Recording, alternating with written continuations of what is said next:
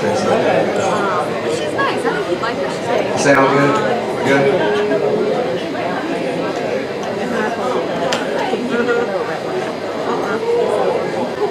Good morning. Hope everyone's doing well. My name is Derek Sims. I'm the immediate past chair for the Chamber of Commerce. Hunt couldn't make it today, our chairman, so I'm here to fill in.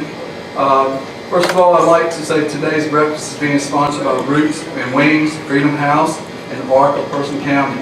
We appreciate them hosting this meeting. We look forward to the message you'll be sharing with us this morning. Before we proceed on, I would like to recognize some elected officials, special guests that we have here today. From the City Council, I have Henry Daniel. Mark Phillips. Mark is here. And your Sheriff, Dewey Jones. Dewey, over here. And Board of Education, Margaret Bradsher, Chairman. We have Frida Tillman, Vice Chair. And we have, as you may have read in the newspaper, we have a new school superintendent, Dr. Rodney Peterson. Dr. Rodney Peterson, welcome. District Court Judge, Jay Stultz, and there is Jay. And we'd also like to recognize and thank everyone from the members of the law enforcement and emergency services, and we thank you for attending this morning's meeting as well. Is there any elected officials we may have missed? Try to catch everyone as you come in and check you off the list. So I want to make sure we have everything. Okay, again, thank you for coming out. At this time, I'd like to have Alicia Perrier come up and make a couple announcements on behalf of the Chamber of Commerce.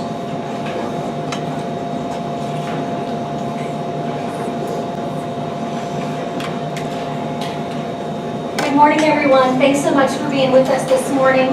I know most of you get all of our chamber emails, so I won't bore you with things you're already getting in your inbox, but did want to remind you that we have a ribbon cutting this Friday for one of our new members, Rehabilitated Support Services. It's going to be again Friday at noon at their location at 210 North Main Street, which is directly across from the chamber office. We hope that you will stop by. They're going to do refreshments and an open house from 12:15 to 2 p.m. And we hope you'll welcome our new Uptown business and learn more about the services that they provide to those in our community.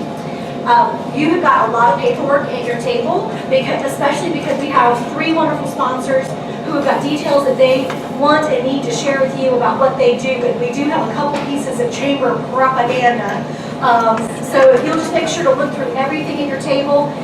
We have our golf tournament next Friday. We do still have room for teams. We'd love to have your organization or your business represented. We've got room for individual players. If you know you want to play, but you don't have a team. We're also still accepting items for the goodie bags that each player will receive and door prizes. So just contact our office if you've got any questions on that. And personality, the countdown is on. We have just details about the dates. I want to make sure August 25th and 26th are on your calendars. We have been trying to share information about the applications for booth vendors. We've sent that out via email and social media, but if you have not seen it, just feel free to contact us. We look forward to another fantastic year of this tradition in Mercer County, and look forward to having your support for that. So lots of ribbon cuttings coming up, a business after hours on Friday and Memorial Day weekend. Just stay tuned to our social media accounts and your email for all those details, and we appreciate you being here today. Thank you. Thank you, Alicia. At this time, I'd like to invite Ronnie Donovan and Michelle Nance to speak with Roots and Wings to come up and speak with us this morning. First of all, I want to thank the Freedom House, Martha Pickett, and this breakfast and the training today is being sponsored by us and Cardinal Innovation through funding from Person County, and we just want to appreciate that from them. May is Mental Health Awareness Month. We want to give you a sense of what some of our community feels. I frequently have suicidal thoughts. I often hear voices that are not there. I am not comfortable around people. It's hard for me to think, to concentrate. I'm often irritable and I don't know why. People look at me funny, like they're judging me. I don't sleep well at night. I feel hopeless about my future. I hate taking medicine just to feel normal. I'm sad almost all the time. I've ruined every relationship I've been in. What is wrong with me? I cry a lot. People don't like me, so I just avoid trying to have friends. I'm probably going to die soon. I was sexually abused as a child, and now I am more than one person. I believe people that I'm close to will eventually turn away from me because I'm really not likable. I never bonded with my mother, and now I'm not close to anyone. I feel empty inside. I'm an addict, and I hate myself. I'm one of every 12 people. I know I need treatment, but I don't go. It's embarrassing. I think people are going to look at me like I'm crazy. It's hard to explain how I feel. People don't understand what it's like to be me. I tell people something is wrong with me, but they don't listen. I feel like nobody hears me. We can do better as a community. We all know people who struggle with mental illness or substance abuse. The symptoms can be scary, but treatment usually helps. Brain disease is a disease. Just because it affects me emotionally and not physically, it is still a treatable disease. Listen to us. Encourage us to get help. Help is available. Don't ignore signs when we're not healthy. Warning signs that are ignored can lead to tragedy. We are part of this community. Understand us. Accept us. Care for us.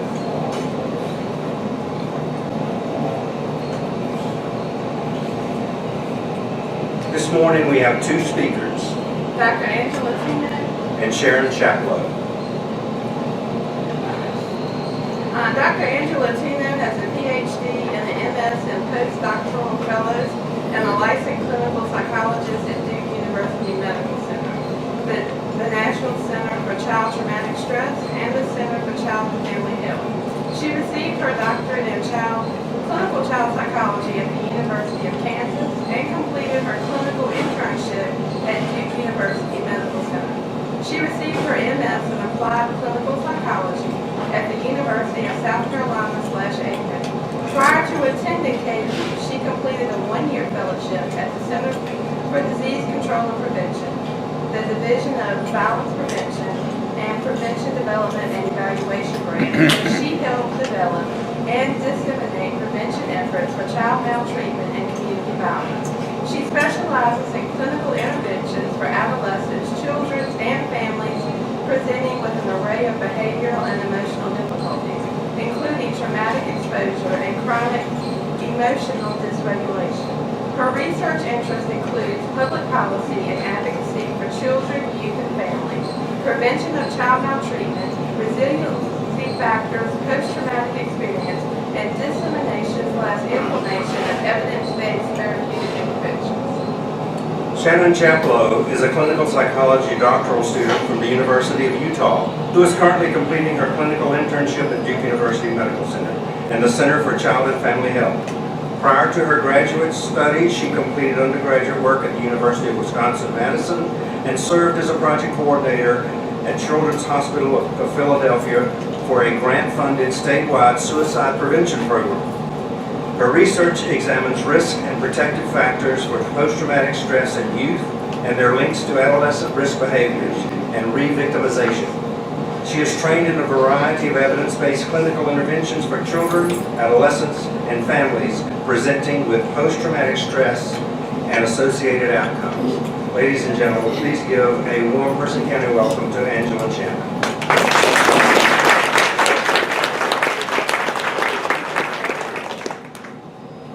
Good morning.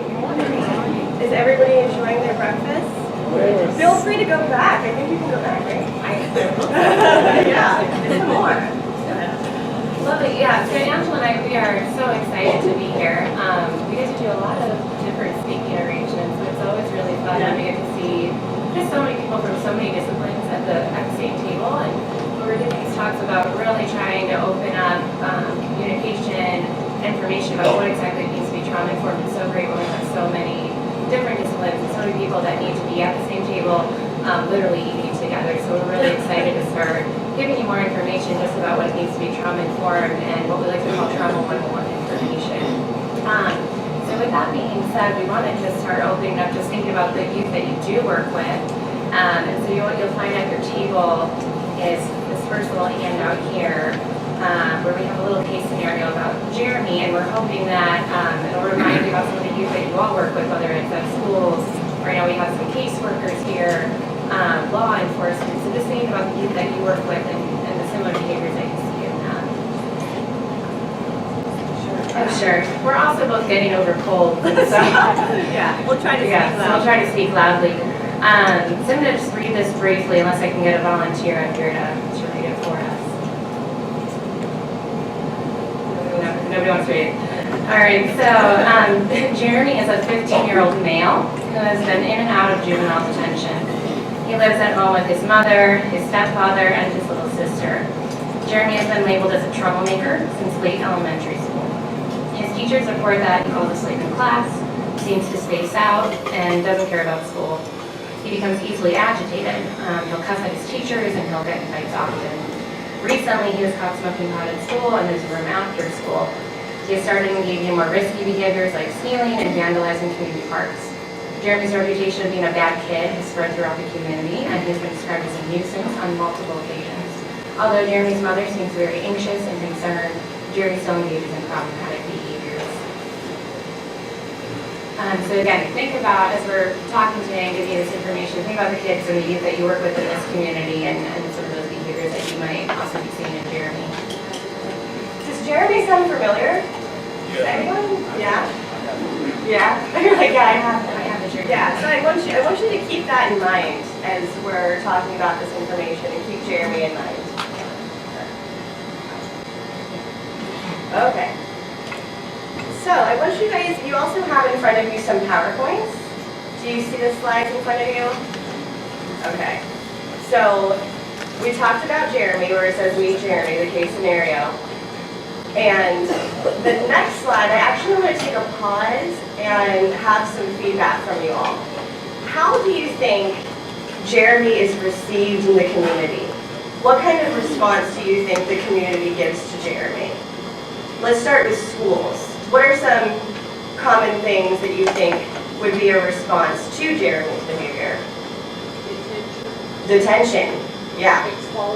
Expulsion, yeah. Did I hear suspension? Okay, good. Yeah. Yeah, you're going to respond to the behavior because it's disruptive, right? And what do you think like the reputation is around the community about Jeremy?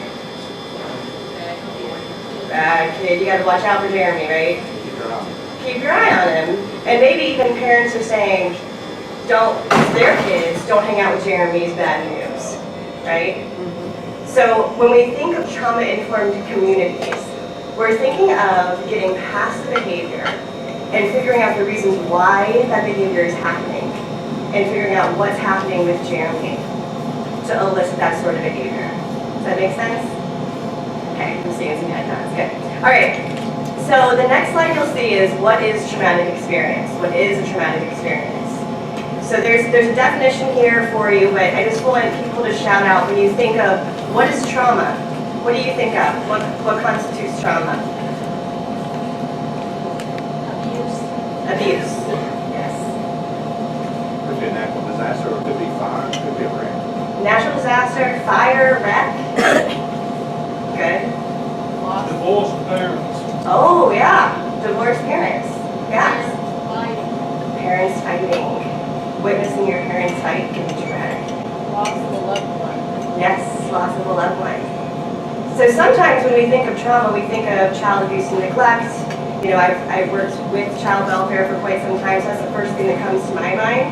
But we also want to think about community violence. We want to think about separation. We want to think about bereavement, those sorts of things. That it's not just child abuse and neglect, it's an array of different things that can happen that is traumatic. But the definition of trauma, and if you look on your slides, the first part is that it threatens the life or physical integrity of a child or of someone important to that child. So it doesn't have to directly happen to that child, that person. And it can be through a direct experience. It can be through witnessing the events, like seeing their parents fight. I forget who said that over here. But also it can be from hearing about the event. So Shannon and I actually just gave a talk about the impact of media on kids, violence in the media, and how we're seeing traumatic responses from things that kids are seeing on TV or even hearing about on the news. So there can also be that kind of trauma too. It causes an overwhelming sense of terror, anxiety, helplessness, and horror. So the internal experience is really important. What's traumatic to one child may not be traumatic to another one. I've met some kids that have been through some heinous stuff that are able to be extremely resilient post-traumatic experience and don't show signs of traumatic stress. But for other kids, it could be extremely traumatic based on their personal experience. And it produces intense physical effects, such as a pounding heart, respiration increase, and sometimes loss of bladder and bowel control in that moment. And the reactions really do vary with age, but we do see intense reactions with very small children. So the next slide, and you guys already beat me to it, which is great. So traumatic experience among youth. We see things like accidents, natural disasters, witnessing domestic violence, witnessing community violence, gang violence, seeing a loved one pass on, divorce, separation and bereavement, physical abuse, sexual abuse, neglect. There's actually a list of, and I forget how many we have, like about 18 different types of abuse events or traumatic events that can happen to children.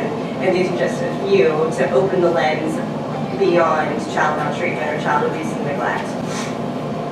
So the next slide is talking about how youth respond to trauma. So I want us to take a moment here and really think about this in terms of Jeremy. So we introduced Jeremy at the beginning, and this may give some lens, and we call it a trauma lens. A lot of times when we're talking to each other, like, can we put on our trauma lens and figure out what is happening, what happened to Jeremy? What's happening that causes him to act this way? So if we think in terms of trauma can really interfere with the healthy development of a child. And it can impact in a number of different ways, which shows in behaviors and emotions. So the first thing is, it impacts development. How do you think trauma impacts development? Kids become hypervigilant. Yes, they become hypervigilant. So meaning like being on edge or being aware of threats around them. So they're in this constant state of high agitation or high awareness. Yeah, good. What else? Stress. Stress has an impact on the body, right? Think of times when you were really stressed. Like, how did you feel physically? Anybody feel great when they're stressed? I don't. Sick, yeah, headaches, tired. And these kids are in a constant state of stress. And there's a ton of research out there that shows the impact on the brain and cortisol being released when stress is high and how that really influences development and health. Ability to trust others is also an impact. So if adults have done things to you or you have had some kind of community violence, you're going to really trust your surroundings or trust adults? Probably not. Sense of personal safety. That also comes with the stress, never feeling really safe wherever they go. Their bodies, after a traumatic event, and their brains are changed. The message they get from their brain is that you are in danger. And that's pretty constant for them. Ability to manage emotions. They have a harder time being able to manage big emotions, which you'll see these emotional outbursts and aggravation and frustration and anger from these children. And it can be because they don't know how to manage those sorts of things. Ability to navigate and adjust to life's changes and physical and emotional responses to stress. And that's just to name a few. So the impact of trauma goes beyond PTSD, right? It's more pervasive than that. It really influences how a child sees themselves, others, and the world. And it really impacts the way that they view life going forward. So the next one is looking at PTSD. So kids who experience trauma, not all of them end up with a diagnosis of PTSD. They can have a traumatic stress response, and not reach that clinical level. So on here, it does say some traumatized youth may be diagnosed with PTSD, and that's really when the traumatic stress responses interfere with their daily lives. They can't go to school and concentrate. They can't go play soccer anymore. They aren't getting along with their family or others. But there's 4 different areas that we look at clinically as psychologists to diagnose PTSD and know that that level of intervention is needed.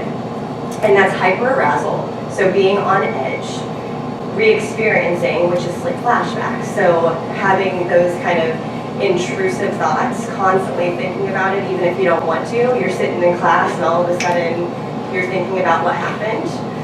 Avoidance and withdrawal, so really doing everything you can to not think about it, which may be engaging in risky behaviors or engaging in things that aren't so good for you, to stop feeling or stop thinking. And changes in thoughts and mood, negative changes in thoughts and mood. So a lot of times these kids are referred to us for things like depression or ADHD. And in fact, what's really happening is they've experienced trauma. Does that make sense? Okay, pass it on to you. So thinking about if we have this diagnosis and this set of symptoms, what you as adults and community members might be seeing in these kids. And so one of it, especially for all of those that are involved in the school here, thinking about problems with learning. So a lot of times these kids, they're not getting enough sleep, they're on high alert, the sense of safety isn't there for them, so being able to pay attention and take in new information is going to be much, much harder. And so for a lot of these kids, you see them struggling academically. Secondly, you also see that they have a lot of sleep difficulties. So if you can imagine when you're stressed, it's the night before a big presentation, maybe at work, right? You can't sleep, you're thinking about it over and over again. For these kids, it's not just one night of not getting sleep, it's multiple nights in a row, and some are waking up in the middle of the night because of nightmares. So then also impacting academics the next day, right? If I'm feeling tired, kids aren't always drinking coffee like adults are, right? So it's hard to bounce back from that, where it's like, okay, I'm not sleeping, I can't pay attention, that makes it even harder to pay attention. So again, you might be seeing these kids, or it's like, oh, they're not paying attention to what I'm saying in class, or even not paying attention while I'm trying to talk to them in a session, I'm trying to help them. And just like this fatigue that you're seeing in them. Adults might also be seeing like, oh, it seems like this kid, like Jeremy, it's like one moment he's just like a cheerful, normal kid, and then the next moment it's like he's flipped a switch. And he's gone from 0 to 100 and he's super angry, and it just seems like they're not able to take in the daily stressors that we're all able to handle and take those couple deep breaths to be like, okay, yeah, I can manage it. That's much more difficult for these kids. Adults often see very alarming risk-taking behaviors, so substance use, sexual risk-taking, just trying to put themselves into where it's like, why are you putting yourself into all these dangerous and risky situations that are going to put you at more risk for victimization? For a lot of adults and community members that they're seeing are these kids that seem really oppositional and really defiant without realizing maybe where those behaviors are coming from, where it's like, oh, maybe I'm smoking this pot because it's like I'm trying to distract from all these memories and thoughts that are popping up in my head. With that, too, what we often see for these kids is that they're maybe not acting their age. Some kids might be acting a lot younger than we would expect them to be, where it's like, yeah, you should be sitting up straight in class and you should be paying attention and doing your homework, and they're not being able to follow through on that. Whereas we also see some kids where they're on the other side of the spectrum, right, where it's like, oh, we're like 17 going on 30, and they have this independence and they want to take care of themselves, but at the same time, you're still a kid and you're 17. And a lot of these were from, they just don't seem to trust me, so I can't get these kids to open up, I can't get them to talk with me. And the root of it really is that if you've had somebody that, you know, was responsible for taking care of you and you were supposed to trust and they violated that trust, it's going to be much harder to trust other adults in your life, even if they're doing what they can to help you. Are there other things that people have seen in kids in your community that's like, yeah, I don't know, maybe that is something that has to do with trauma, maybe it's not necessarily because they've got this bad kid reputation.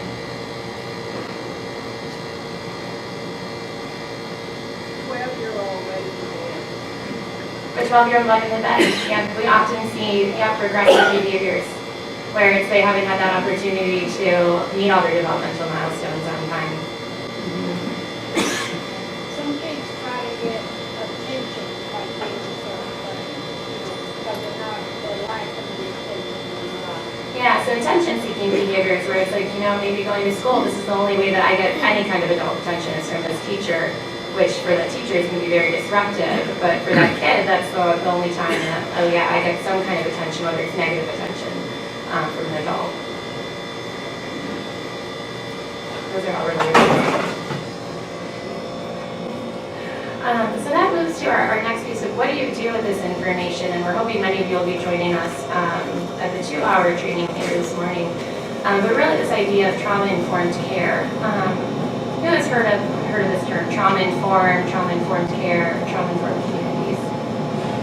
Yeah, and what does that mean to people? You have heard of it. Trying to see the behavior through the lens of their previous experiences. Yeah, so trying, again, this larger theme of trying to connect these behaviors to past experiences. What else could it mean? You don't have the information. You can't help. Exactly, yeah. So kind of taking a first step is you need to know, you need to have that information yourself to be able to recognize it and respond to it in an appropriate way. And I think something that Ronnie and I talked about and is a quote used often is changing the question from what's wrong with you. Like, come on, kid, have you had those moments where you see in a teenager's behavior or a kid's behavior, like, what is wrong with you, to what happened to you? And that's the switch, right? That's the mentality of being trauma-informed, of figuring out, not this kid is bad or, they should know better, but really asking yourself and asking the child, what's going on at home? Like, what's happening? And that's what I think of in trauma-informed care, having that lens on across systems. And that's the piece of it too, because first of all, you need to have that information and that education on an individual level, but being able to create a trauma-informed community really is about more than one discipline, which is why we're so happy to be here today. So that's involving schools, it's involving child welfare, involving juvenile justice, mental health providers in your communities, to make really a community that has that thread of being trauma-informed throughout it, and maybe just not one system. I know from all my research with working with juvenile justice involved kids, right? So it's really about asking for those kids, how do they get services with the people that we know in child welfare? How do we know that they're getting services from the people with their mental treatment hats on? So it's not just about kind of a one-pronged approach, but being able to reach those kids with whatever systems they interact with, because often we're finding that these kids really are interacting with more than just one of these systems at a time. So thinking about that with getting started, because even with Ronnie this morning was kind of talking about like, oh man, there's going to be a lot of work to do still, even after this training today of moving towards a trauma-informed community. And so some of the questions that we have that we want you to be thinking about and talking with each other are on this next slide here. I'm talking about, well, right now, just thinking about, well, what are the resources that we have right now in this community that are trauma-informed or that are trying to move towards having this trauma lens on. Secondly, thinking about, well, who are the people in each of these systems that can start to be these trauma-informed advocates and really wanting to work with these youth and trying to help them get trauma-informed services across these systems. And then thirdly, thinking about just how, as you're taking this information about, okay, how can we get this trauma-informed lens woven through all of these systems in our community, and who needs to be at the table to do that for each system. Yeah, and I would like to hear a little bit about what trauma-informed resources does the community have? Like, what do you think of when you think of, okay, I've got a kiddo who I've interacted with who I think has a trauma history. What do you do next? Right now?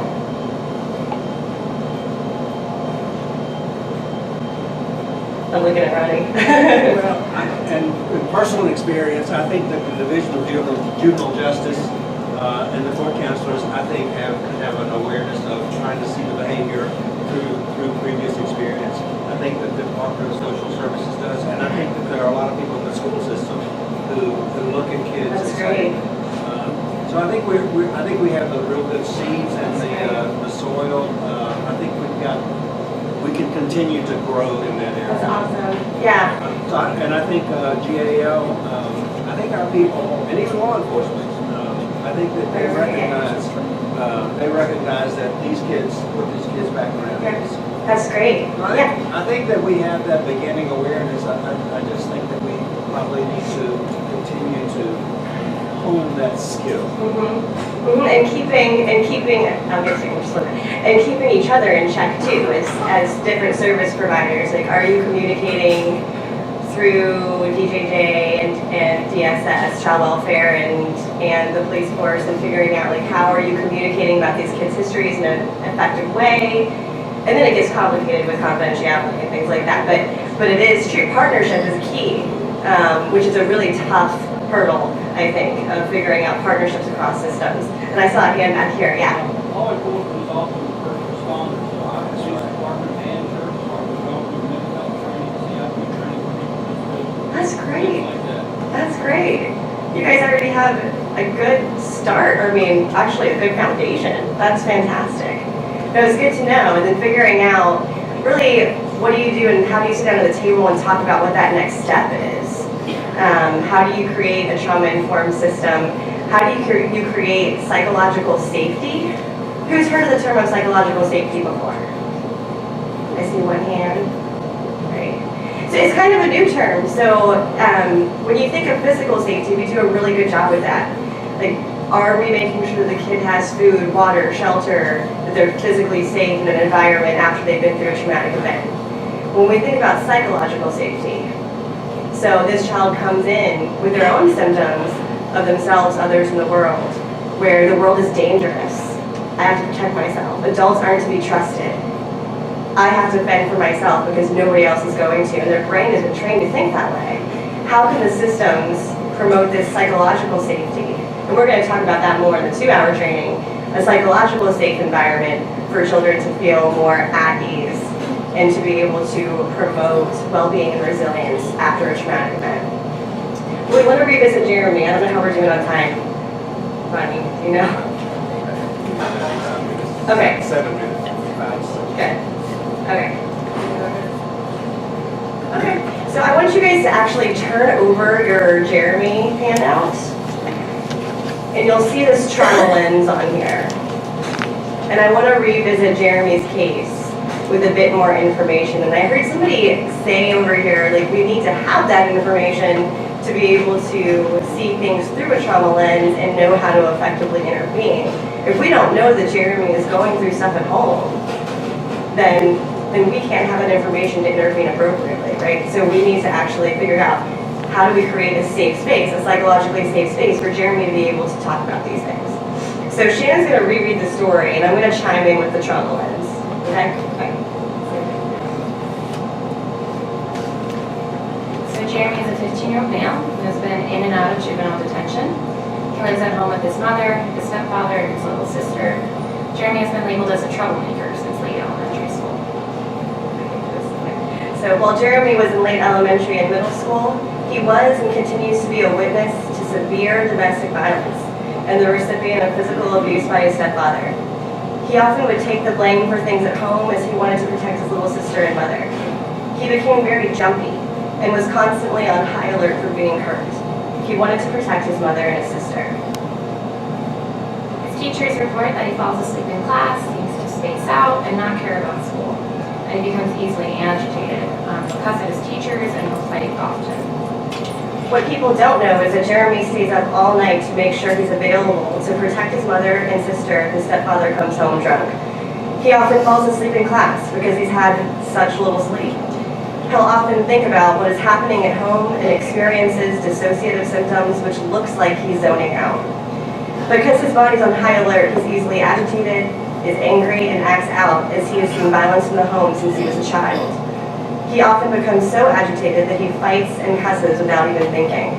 He always feels badly after he reacts that way, but his emotions are so intense.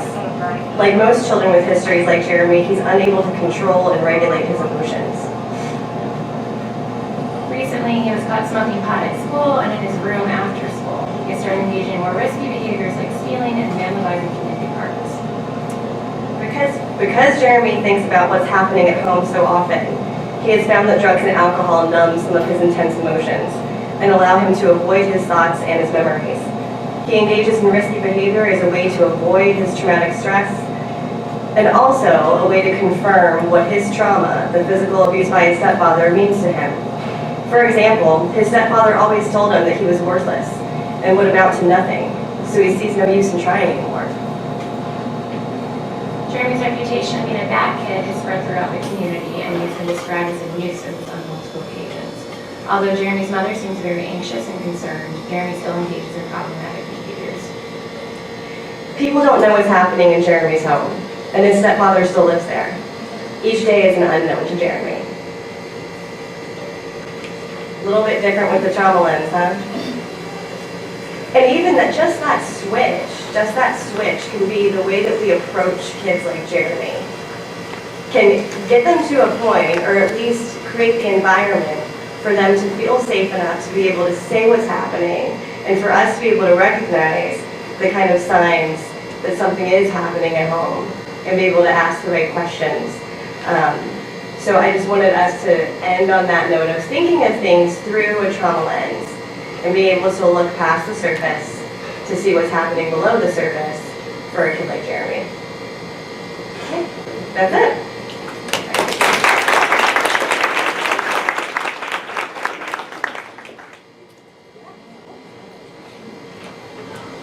I'd like to thank Dr. Angela Tuno and Shannon Chaplow for the wonderful presentation you've given us today. And I'm sure people who are going to be attending the 2-hour training session are looking forward to that as well. In regards to our next coffee hour, we have openings available in June and July. If your business or organization would like to host an upcoming meeting, please contact the chamber office. This concludes our coffee hour this morning. And someone wants to make an announcement before we conclude. So go ahead.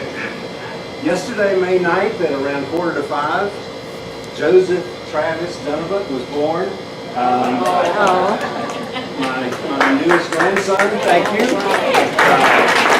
I wasn't going to let these many people be in my presence, being together without me knowing that. And Papa can't be there today, but rest assured the spoiling will begin soon. Thank you, Ronnie. And again, I'd like to thank the host who hosted this meeting, Roots and Wings, Freedom House in Parker, Person County. Thank you again for hosting this Good Morning Coffee Hour. That concludes our meeting. Thanks for coming out. Have a great day. Look forward to seeing you down the road.